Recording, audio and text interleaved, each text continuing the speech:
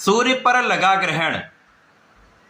प्रिय दर्शकों, नवग्रहों में राजा सूर्यदेव जो अत्यंत प्रभावी ग्रह हैं, जिनका एक विशेष सामर्थ्य है, क्षमता है, प्रभाव है, एक विशेष आभामंडल है। इस आभामंडल, इस ऑरा के समक्ष समस्त ग्रहों का प्रभाव निर्बल हो जाता है और वो ग्रह अस्त हो जाता है। सूर्यदेव 15 जून को अपनी राशि का परिवर्तन करके मिथुन राशि में प्रवेश कर चुके हैं। मिथुन राशि यद्यपि इनकी मित्र की राशि है और मित्र की राशि में जब कोई ग्रह जाता है तो वो बलवान माना जाता है, और यहाँ पर मित्र बुध के साथ इनका गोचर आरंभ भी हो चुका है। सामान्यतः जब भी सूर्य और बुध का मित्रवत परिवर्तन होकर द्युति प्रभाव होता है तो ये एक महाबलवान राजयोग का निर्माण करता है, जिसे बुधादित्य योग कहते हैं। प्रिय दर्शकों, ये महायोग आपको आपके जीवन में सर्वश्रेष्ठ लाभ, सर्वश्रेष्ठ धन तथा सफलता की प्राप्ति कराने वाला होता है। विशेष रूप से सरकारी क्षेत्र से, सरकार से, सरकारी सेवाओं से, राजनीति से विशेष लाभ प्रदान करने वाला होता है। परंतु ये जो गोचर आरंभ हो चुका है, ये राहु की दृष्टि के प्रभाव में है, जिसके कारण सूर्य पर ग्रहण लगेगा, बुध पर जड़ दोष का प्रभाव चल रहा है तथा मिथुन राशि पर भी जड़ का प्रभाव है, जिसके कारण ये भाव भी कुछ निर्बल है। सूर्य भी प्रारंभिक समय में निर्बल होंगे और जड़ के कारण जो बुध का कार्यकर्ता वो भी निर्बल होगा, जिसके कारण इस बुधादित्य योग का प्रभाव पूर्ण रूप से आपको प्रारंभिक समय में प्राप्त नहीं हो पाएगा। लेकिन सूर्य राजा है, राजा के समान इनका विशेष प्रभाव है, जिसके कारण जब तक ये 7 डिग्री तक नहीं पहुंच जाएंगे तब तक ये कुछ निर्बल होंगे, परंतु जब ये 7 पॉइंट पर पहुंच जाते हैं उसके पश्चात इनका बल बढ़ जाता है और इनकी क्षमता में वृद्धि से, इनके प्रभाव में वृद्धि से राहु का दुष्प्रभाव कम होगा, ग्रहण का दोष कम होगा तथा सूर्य अपना प्रभाव दे पाएंगे। और जब सूर्य बलवान होकर मित्र राशि में होकर अपना प्रभाव देते हैं तो उसका निश्चित रूप से समस्त राशियों पर एक विशेष प्रभाव प्राप्त होगा। प्रारंभ में कुछ संकट हो सकता है, परंतु बाद में कुछ लाभ भी अवश्य ही प्राप्त होंगे। जय श्री गणेश। नमस्कार, मैं आचार्य संजय द्विवेदी। मेरे समस्त प्रबुद्ध दर्शकों का मेरे चैनल पे हार्दिक स्वागत है। प्रिय दर्शकों, आज मैं कुंभ राशि के लिए सूर्यदेव के इस राशि परिवर्तन का, सूर्य के इस परिवर्तन पर राहु के दोष का, इस ग्रहण दोष से यदि कहीं पर कोई समस्या है उस दोष के निवारण का था, इस संपूर्ण राशिफल का क्या परिणाम आपको प्राप्त होने वाला है, इस समय में आपको कुछ लाभ मिल सकते हैं अथवा कहीं पर कोई समस्या है, यदि समस्या है तो उसका क्या निराकरण, संपूर्ण विश्लेषण मैं पूर्ण तरीके के साथ करने जा। प्रिय दर्शकों, इस राशिफल को आप अपने लग्न तथा राशि दोनों के अनुसार देख सकते हैं। अब कुंभ राशि के लिए सूर्यदेव आपके सप्तम भाव के स्वामी हैं। सप्तमेश का गोचर आपके अति विशेष भाव पंचम भाव में आरंभ हो चुका है। पंचम भाव में पंचम के स्वामी बुध भी गोचर कर रहे होंगे। 22 को ये राशि परिवर्तन करके कर्क राशि में चले जाएंगे, तो 22 जून तक बुध का जो निर्बल प्रभाव है तथा सूर्य जो 0 डिग्री से 7 डिग्री तक पहुंचेंगे, वो समय कुछ निर्बल होगा।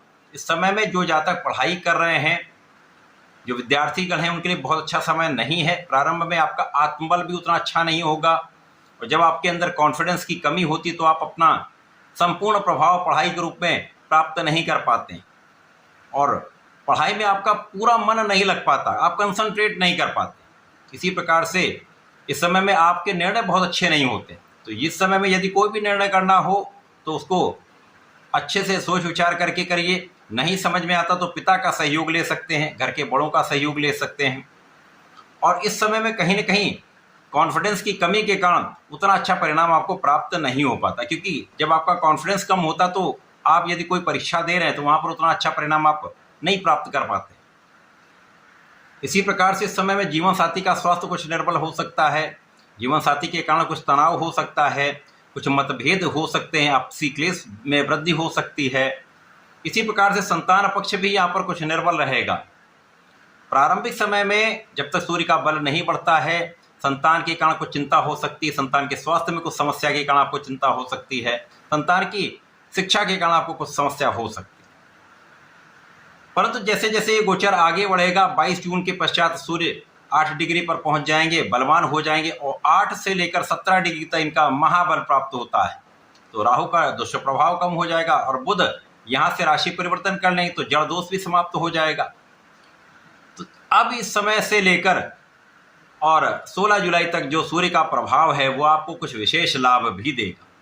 आपका कॉन्फिडेंस बहुत अच्छा हो जाए और जब आपका आत्मबल अच्छा होने लगता है तो आप विचारशील हो जाते हैं, आपके नेतृत्व की क्षमता प्रबल हो जाती है और आप अपने क्षेत्र में कंसंट्रेट करके आगे बढ़ पाते हैं।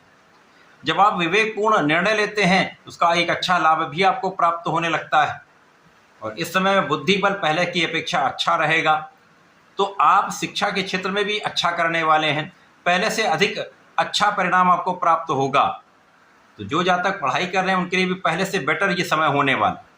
और उसके पश्चात जो लोग संतान के कारण चिंतित थे, संतान के कारण चिंता दूर होगी, संतान का स्वास्थ्य अच्छा रहेगा। जो लोग जीवन साथी के कारण तनाव में थे, जीवन साथी के साथ सामंजस्य में वृद्धि होने लगेगी, आपसी तनाव कम हो जाए। और जो लोग पार्टनरशिप में काम कर रहे हैं वहाँ पर ध्यान देने की आवश्यकता होगी। कहीं ना कहीं कुछ कानूनी समस्या हो सकती है, अंततः विजय आपकी होगी, लेकिन ये कहीं ना कहीं आपके लिए व्यय बढ़ाने वाला तथा तनाव बढ़ाने वाला हो सकता है। ये समय ऐसा है जब सूर्य का बल बढ़ जाएगा और राहु का प्रभाव होता तो अचानक आपको लाभ प्राप्त हो जाता है, क्योंकि आकस्मिकता के कारक राहु। और इस समय कुछ अचानक आपकी इच्छा की पूर्ति हो सकती, अथवा जो काम आप बहुत समय से प्रयास कर रहे थे नहीं हो पा रहा था, या जिस क्षेत्र में आप जाना चाह रहे थे उस क्षेत्र में आप नहीं पहुंच पा रहे थे, जो आपकी मन की इच्छा थी नहीं पूर्ण हो पा रही थी, वो इच्छा अचानक पूर्ण हो सकती है। ऐसा प्रबल योग यहां पर बनेगा। अथवा इस समय में जो जातक नौकरी के लिए प्रयास कर रहे हैं अचानक उनको अच्छे अवसर की प्राप्ति हो जाती, या जो लोग नौकरी कर रहे हैं वहां पर कुछ बदलाव करके नए अवसर चाह रहे हैं तो उनके मन के अनुसार अवसर की प्राप्ति यहां पर होने वाली। तो कुल मिलाकर जो पहले का समय है वो समस्याग्रस्त है, उसके पश्चात धीमे धीमे समय सुधरेगा और आपको अच्छे लाभ देने वाला है, क्योंकि राहु और सूर्य का जब भी बलवान स्थिति में प्रभाव प्राप्त होता है तो ये आपके कूटनीतिक भाव को प्रबल कर देता है। बुद्धि का भाव इतना जागृत होता है कि येन केन प्रकार आप समस्त स्थितियों से पार पाते हुए आगे सफलता की प्राप्ति कर लेते हैं। हो सकता है इस समय में आपको कुछ समय अधिक लग जाए, कुछ अवरोध के साथ काम हो, लेकिन काम होते अवश्य हैं, सफलता आपको मिलती अवश्य है और सफलता के बाद आपका मान सम्मान भी बढ़ता है। लेकिन यहाँ पर राहु का दुष्प्रभाव भी है, अतः आपको अपनी इमेज को, अपनी छवि को साफ सुथरा रखना चाहिए। आप किसी भी क्षेत्र में हो, विशेष रूप से सरकारी क्षेत्रों में जो लोग हैं, जो लोग राजनीति में हैं, उनको अपनी छवि का ध्यान रखना चाहिए, न्यायोचित रहना चाहिए।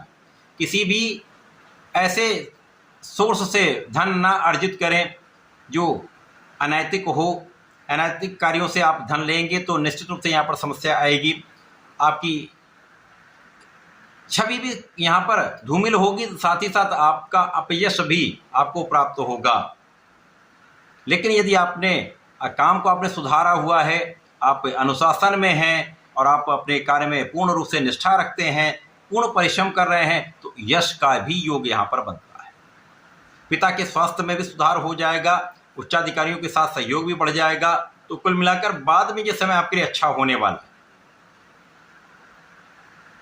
और जब सूर्य का बल कम होगा तो पुनः आपको बहुत ध्यान देने की आवश्यकता होगी। अतः इस समय में आपको सूर्यदेव की उपासना करनी चाहिए, ओम घृणी सूर्याय नमः का जप करना चाहिए, सूर्य को जल दें तथा भोलेनाथ पर जलार्चन करें,